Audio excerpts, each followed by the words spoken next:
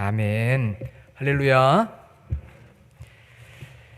제 딸이 그 상담 분야에서 일을 하는데요. 요즘 일이 많아져서 바쁘다고 하소연을 합니다. 왜 일이 많아졌느냐 하면은 코로나 팬데믹으로 인해서 많은 사람들이 정신 건강에 빨간불이 들어왔대요.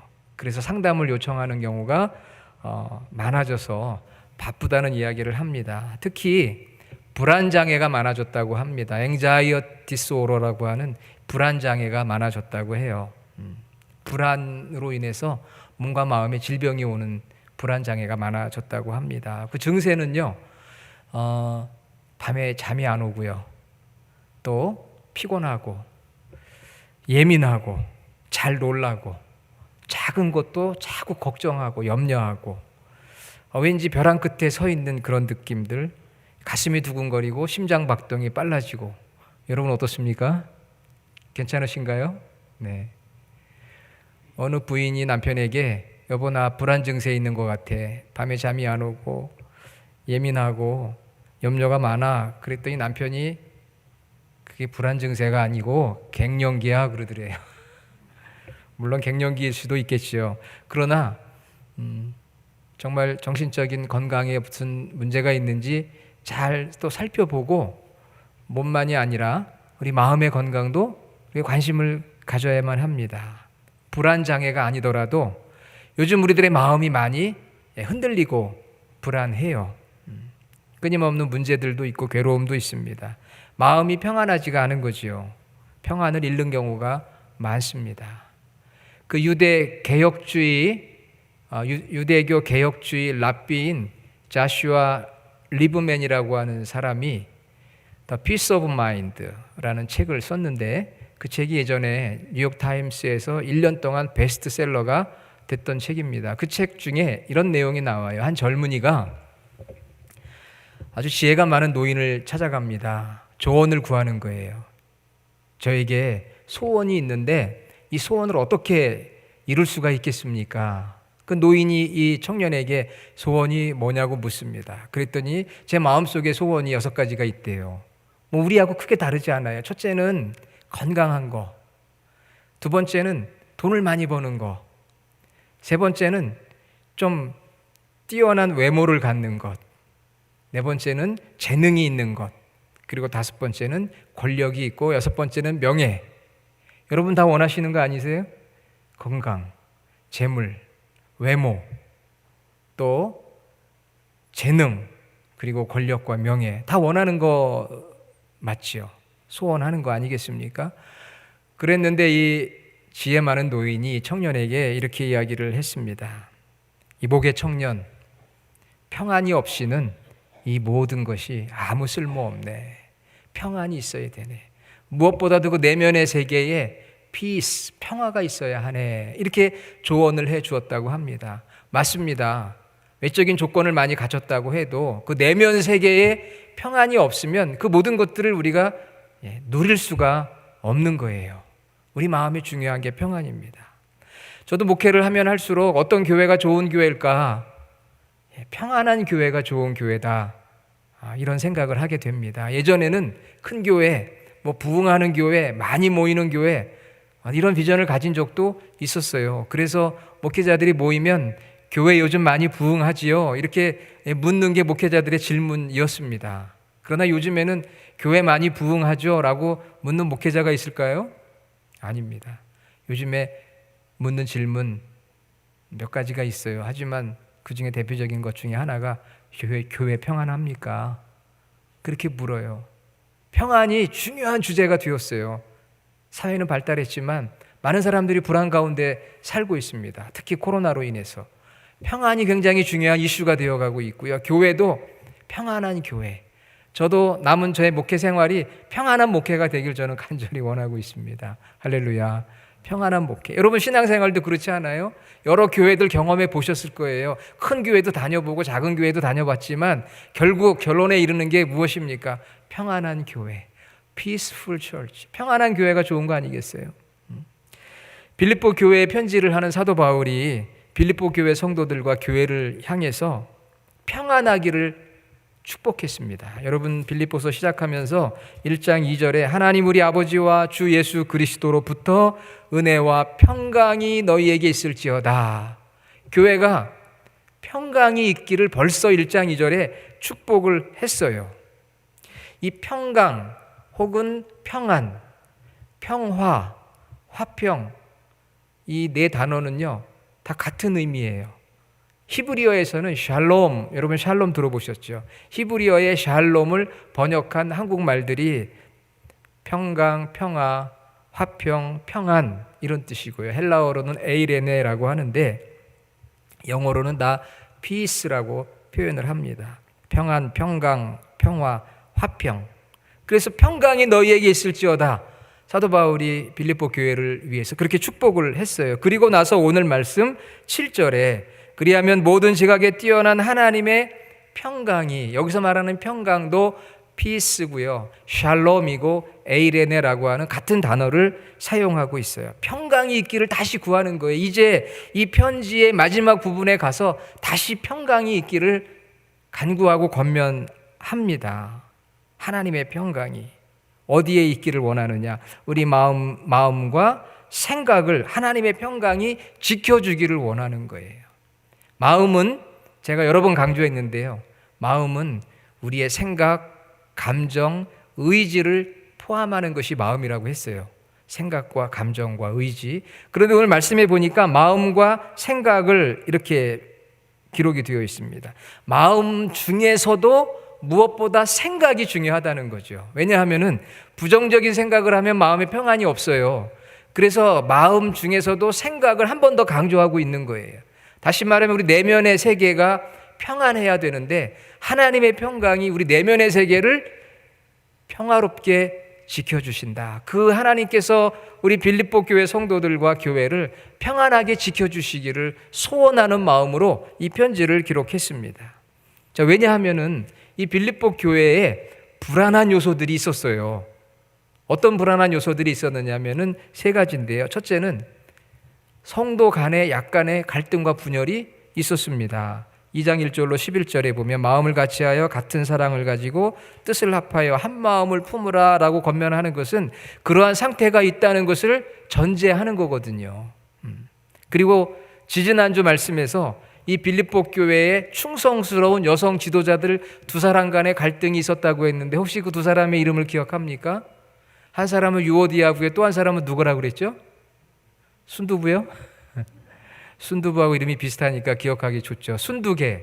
유오디아와 순두개 두 사람 여성 지도자예요. 열심히 헌신했던 두 사람 간의 갈등이 있어서 4장 2절에 내가 유오디아를 권하고 순두개를 권하노니 주 안에서 같은 마음을 품으라 주님의 사랑으로 권면하는 걸 보면 지금 빌립보 교회 안에 분열의 모습이 있다는 것이죠. 그러니까 사도 바울을 통해 하나님의 평강이 이 교회에 임해야 되겠다.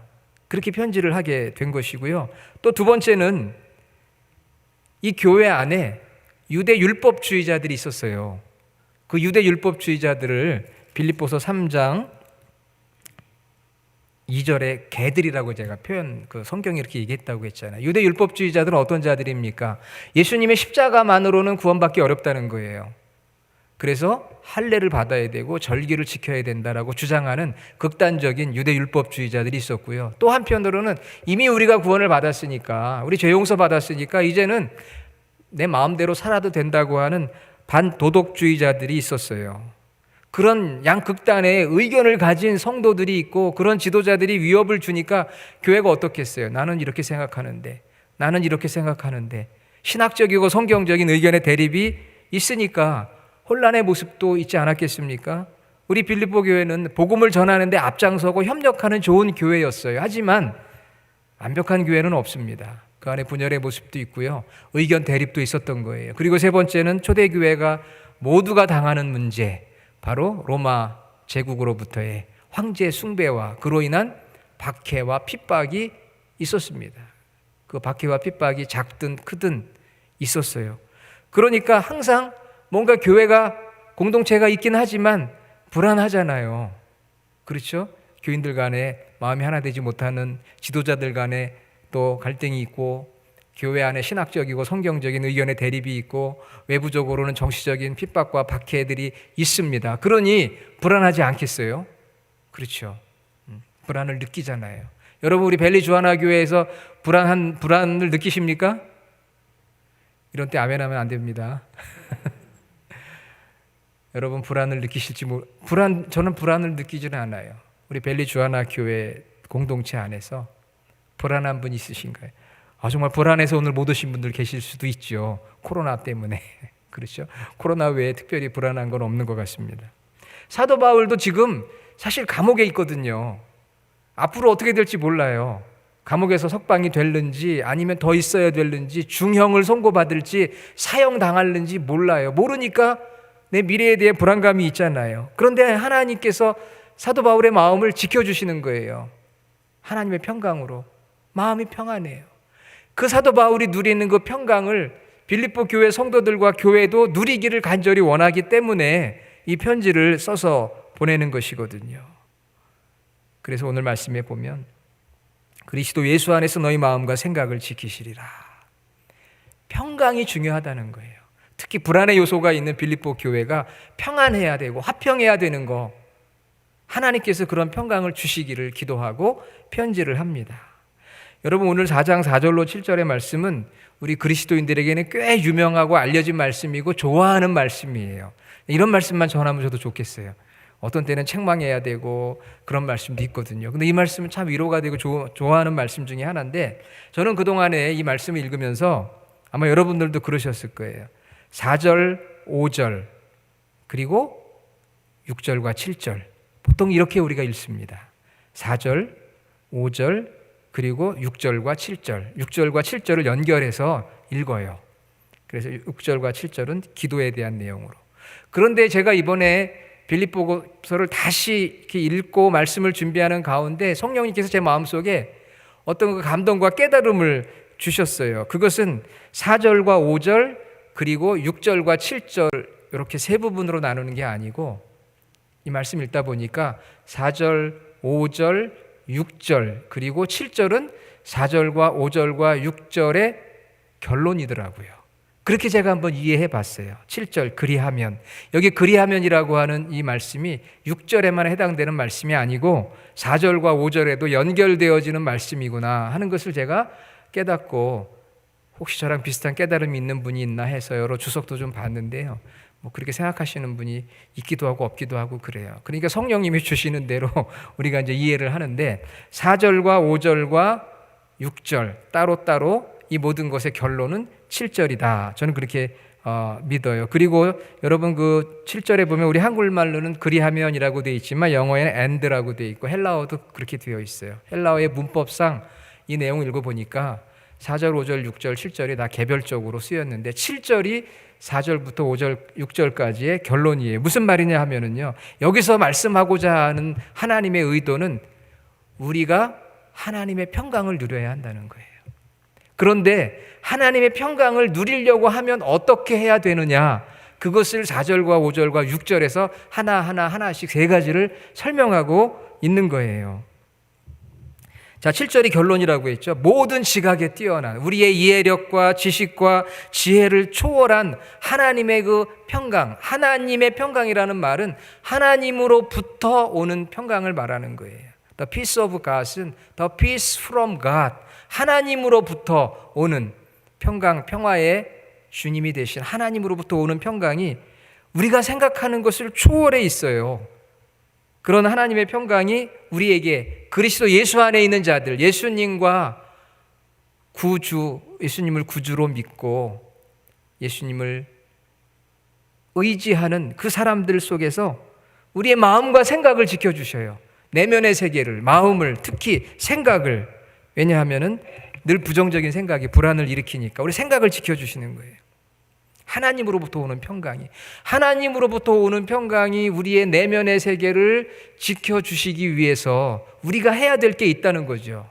주님 안에 있어야 되는 것이고, 예수 그리스도를 믿고 그분을 의지하고 그분과 연결되어져 있어야 돼요. 여러분이 오늘 예배당 안에 있잖아요. 예배당 안에서 지금 연결되어 있죠. 지금 예배당 안에 있는데 여기 붕 떠 있는 분은 아무도 없죠. 다 여러분이 예배당 의자에 앉아서 뭔가 이 예배당의 어떤 부분과 다 연결이 되어 있어요. 연결되지 않은 사람은 없어요. 예배당에 들어오지 않은 사람은 연결이 안 되어 있겠지만 예배당 안에 들어온 사람은 예배당과 다 연결이 되어 있어요. 의자가 연결이 되어 있잖아요. 여러분과. 그렇죠?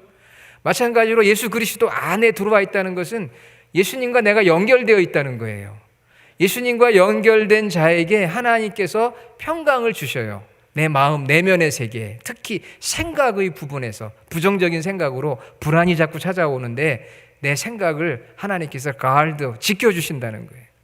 평강은 하나님께로부터 옵니다. 삼위일체 트리니티 갓. 그래서 요한복음 14장 27절에 평안을 너희에게 끼치노니 곧 나의 평안 너희에게 주노라. 내 평안을 너희에게 준다. 이 평안의 주인공은 예수님. 자, 예레미야 29장 11절 여호와의 말씀이니라 너희를 향한 나의 생각은 내가 아나니 평안이요 샬롬. 평안이 어디서 오느냐? 성부 하나님께서 온다고 예레미야 29장 11절, 요한복음 14장 27절은 예수님으로부터 오는 평안.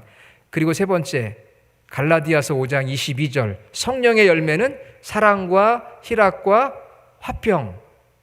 거기서 말하는 화평이 바로 평강이에요. 샬롬 에이레네. 그러니까 평강은 삼위일체 하나님으로부터 오는 거예요. 성부와 성자와 성령으로부터 오는 그 놀라운 평강. 우리 한국말로 하면 평화, 화평, 평안함, 이런 것들이 하나님으로부터 온다는 거예요. 그런데 주 안에 있어야 되고요. 주 안에서 우리가 평안을 누리기 위해서 해야 될 것이 세 가지가 있다는 거예요. 그 말씀이 바로 4절에 하나, 5절에 하나, 6절에 하나예요. 그 하나 세 가지를 우리가 주 안에서 감당할 때 7절 하나님의 평강이 우리 마음과 우리 생각을 지켜주신다. 할렐루야. 여러분 이런 믿음을 가지시기를 바랍니다. 그러면 그 세 가지를 말씀을 드릴게요.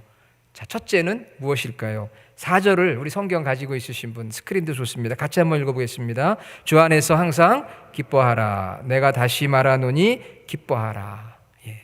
주 안에서 항상 기뻐할 때 하나님의 평강이 내 마음을, 내 생각을 지켜주신다. 강조했어요. 기뻐하고 다시 말하노니 기뻐하라. 그래서 빌립보서는 기쁨의 서신이라는 별명을 가지고 있습니다. 주 안에서라는 건 뭘까요? 제가 여기에는 좀 설명이 필요한데 주 안에서는 주의 은혜 안에서예요. 주의 은혜 안에서. 이럴 땐 성경에다 옆에다 적어놓으세요. 주 안에서 그러면 잘 개념이 안 들어오잖아요. 주의 은혜 안에서. 은혜란 무엇입니까? 우리가 구원받은 게 은혜고요. 주님이 우리와 함께 하시는 게 은혜고 우리 삶 속에서 도와주시는 게 은혜예요. 그러니까 주의 구원과 동행하심과 도우심의 은혜 안에 우리가 있을 때 기쁨이 오는 거예요. 나 홀로 있는 게 아니에요. 주님이 함께 하시고 내가 구원받은 하나님의 자녀가 된 거예요. 영원한 소망이 있고요. 앞으로의 삶 속에서도 주님의 도우심이 있기에 주 안에서 항상 기뻐할 수 있는 것이죠. 기뻐하라 내 영혼아. 여러분을 향해서 선포하세요. 내 영혼아 기뻐하라. 내 영혼아 기뻐하라. 왜 기뻐합니까? 내가 주의 안에 거하니까. 주의 은혜 안에 거하니까. 할렐루야. 주의 은혜 안에 거하니까. 구원의 은혜, 동행하심의 은혜, 도우심의 은혜 안에 있으니까 여러분이 슬프고 낙심되고 불안한 마음이 찾아올 때 내 영혼아 기뻐하라. 찬양하세요. 주 안에서 기뻐하라고 했는데 그러면 우리 안에 하나님의 평강이 찾아와서 우리 마음과 우리의 생각을 붙들어 주시고 우리의 부정적인 생각, 낙심과 염려, 불안을 치유해 주시리라 믿습니다. 여러분 슬프고 괴로우세요? 내 영혼아 기뻐하라. 내가 주님 안에 있는데 주의 은혜 안에 있는데 이 놀라운 진리를 계속해서 묵상하시기를 바랍니다. 두 번째는 너희 관용을 모든 사람에게 알게 하라. 주께서 가까우시니라. 사실 이 말씀은 계속해서 주 안에서라는 것을 전제하고 있는 거예요. 주 안에서 관용을 베풀라. 주 안에서. 주의 은혜 안에서 관용을 베풀어요. 왜? 주님이 우리를 용서해 주셨잖아요. 우리를 용서해 주시고 구원해 주셨잖아요.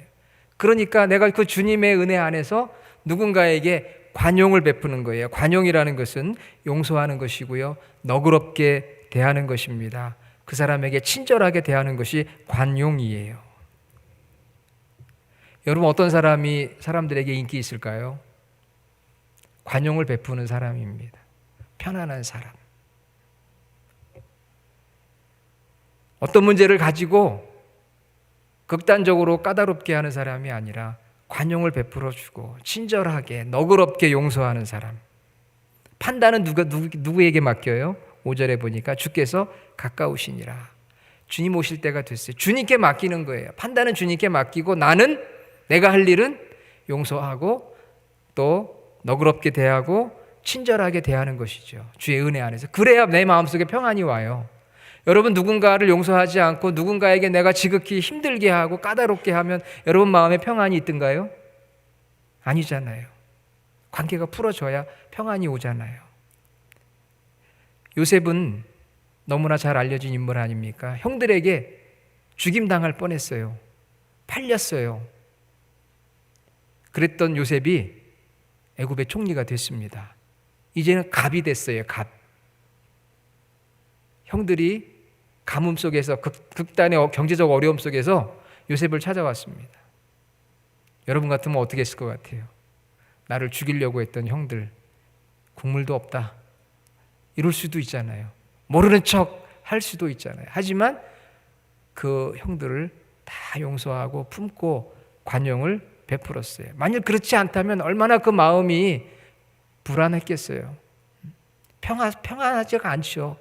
평화로울 수가 없잖아요. 용서하고 나니까 마음이 너무 평안한 거예요. 예수님을 예표하는 인물이 바로 요셉입니다. 관용을 베풀라. 어려운 이야기죠. 저 자신에게도 어려운 이야기입니다. 평범한 사람들에게 관용을 베푸는 건 쉬운데요. 나에게 상처 준 사람, 나에게 손해를 끼친 사람, 그런 사람에게 관용을 베푼다?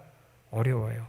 그때마다 내 힘으로 할 수 있는 게 아니니까 주 안에서 주님이 나를 용서하신 그 용서의 사랑, 그 구속의 사랑 때문에 내가 관용을 베풀 수 있는 것이죠. 그래야만 내가 살아요.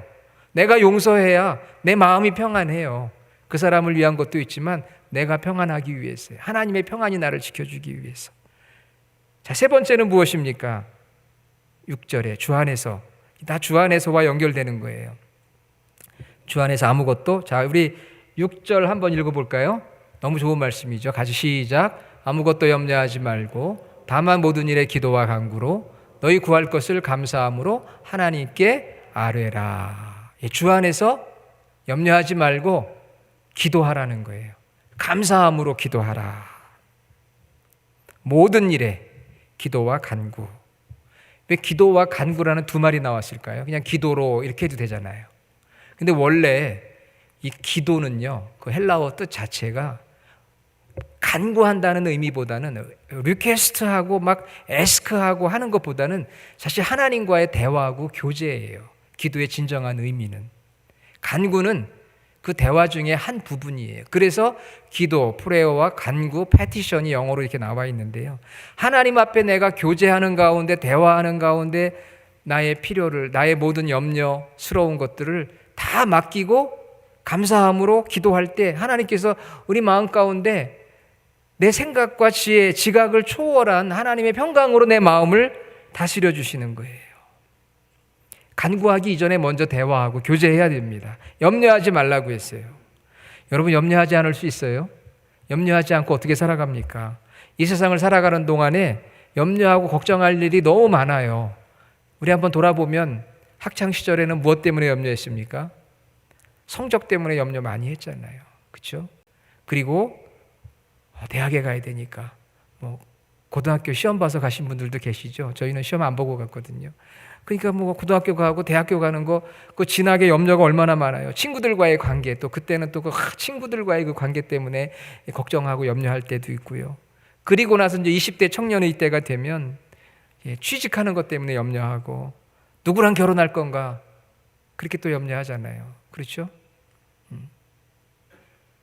그 다음에 우리 여성분들은 또 출산에 대한 염려도 있을 수 있고, 이제 장년이 되면 또 무엇 때문에 염려합니까? 직장 문제, 사업 문제, 경제 문제, 그리고 그때부터 이제 건강의 문제를 또 염려하기 시작하죠. 자녀들에 대한 또 염려, 이제는 자녀들의 학업 문제로 또 염려합니다. 이제 나이가 들어서 시니어가 되면은 또 자녀만이 아니라 자녀 손들에 대한 염려와 또 염려가 있잖아요. 염려가 끊이지 않아요. 그리고 건강에 대한 염려가 더 커지고 노후의 삶에 대한 대책 문제, 외로움, 그리고 이제 죽음에 대한 염려까지. 사실 우리 전생의 염려는 다 때마다 있어요. 끊이지가 않아요. 염려와 걱정거리는. 나이에 따라 조금씩 다를 뿐이지 다 염려가 있습니다.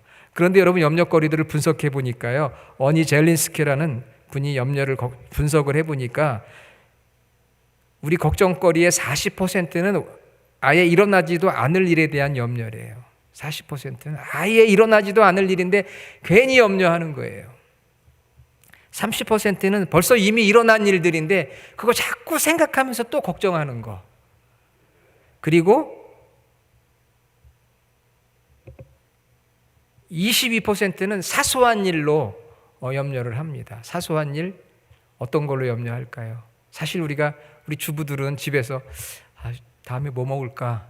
이것도 얼마나 큰 염려거리입니까? 밥은 해야 되겠는데.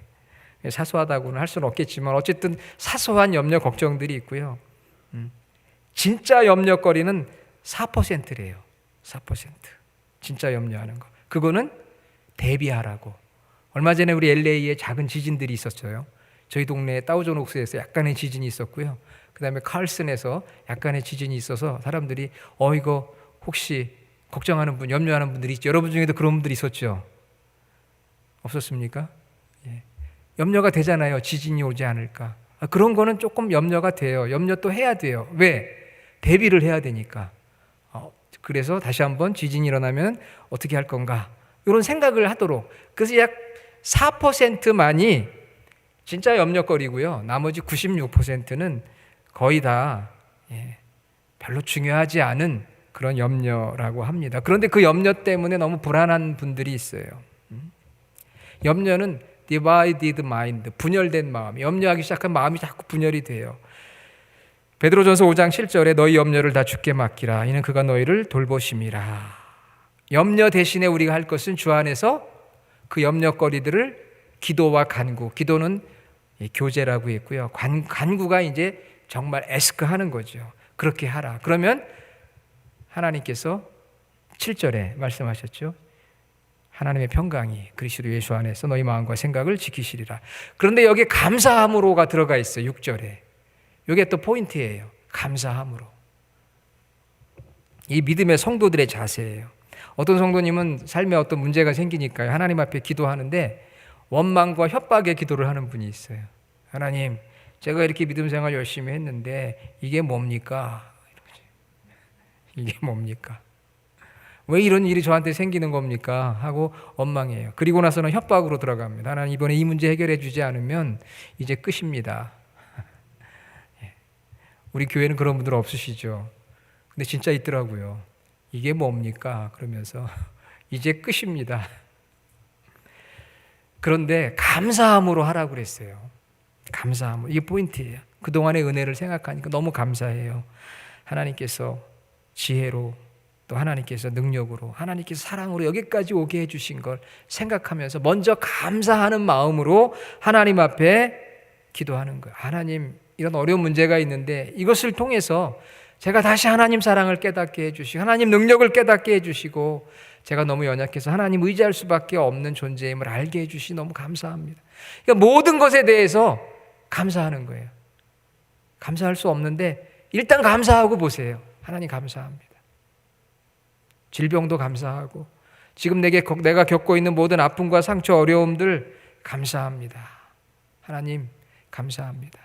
그리고 나서 하나님께 하나님 이 문제를 해결해 주십시오. 최악의 상황에서도 감사의 제목을 찾아서 감사하는 마음으로 먼저 하나님과 교제하는 거예요. 감사의 마음으로 교제하고 대화하고 그리고 나서 간구해야죠. 눈 감자마자 하나님 주시옵소서 이러지 마시고요. 먼저 감사합니다. 하나님 여기까지 인도해 주신 거. 하나님 최고의 것들을 주시는 줄 믿습니다. 아직 하나님의 인도하심이 있을 줄로 믿습니다. 사랑하는 여러분, 불안의 시대에 우리가 살아가고 있고요. 불안이 점점 더 이렇게 증폭되는 코로나 팬데믹의 시대를 살아갑니다. 그런데 하나님으로부터 오는 하나님의 평강, 다른 말로 하면 평안, 화평, 평화, 이 모든 것이 저와 여러분 우리 성도들과 우리 교회에 충만하고 여러분의 가정에도 충만하기를 간절히 축원합니다. 어떻게 해야 됩니까? 주 안에 거하셔야 돼요. 주의 안에 거하면서 기뻐하고 또 관용을 베풀고 염려 대신 감사함으로 기도함으로 우리가 해야 할 일이에요. 그러므로 말미암아 하나님이 주시는 평강을 누리는 저와 여러분 모두가 되기를 간절히 주의 이름으로 축원합니다. 아멘. 하나님, 평강의 하나님, 불안의 시대에 저희들이 염려와 걱정이 너무 많습니다. 하나님의 평강이 우리 내면의 세계를 주장하여 주시고 지켜주시고 붙들어 주시옵소서. 우리가 주님 안에 있기 원합니다. 주님의 은혜 안에 거하기 원합니다. 주님의 은혜를 생각하며 감사하며 기뻐하고 관용하고 또 기도하는 간구하는 저희들 되어서 우리 가정과 직장과 또 교회 우리 모든 성도들의 삶에 하나님의 평강이 풍성한 그러한 삶이 되게 하여 주옵소서. 예수님의 이름으로 기도드립니다. 아멘.